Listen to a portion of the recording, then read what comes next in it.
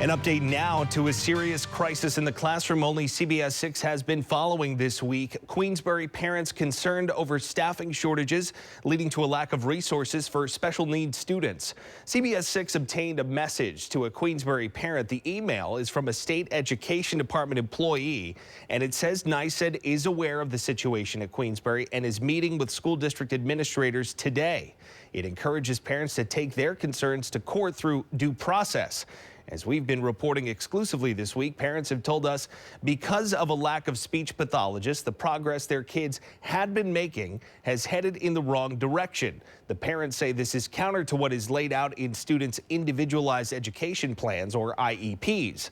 Stephen Gallucci is just the latest parent who wanted to speak to us. His daughter is in the 2nd grade and she has Down syndrome. He says the speech pathologist who had been helping his daughter left the district in November.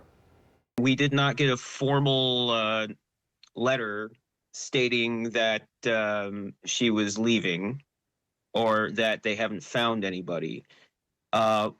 We finally got one after we started inquiring about one in January 16th. They kept all the parents in the dark about this. They need to change. They need to change how they look at things and how they look at our special needs children. It's an act of discrimination, in my opinion.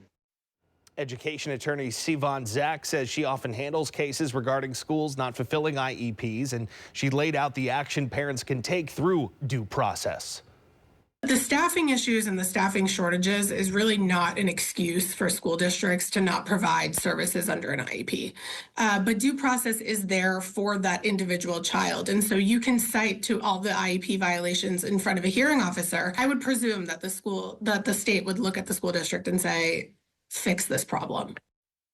Zach says the law is pretty clear. If there are staffing issues, the district needs to look elsewhere, such as through contracting with outside providers in order to fulfill an IEP. The school district has told us in a statement that they are aware of concerns regarding speech services, and they held a meeting with parents last week to discuss staffing shortages and hiring updates.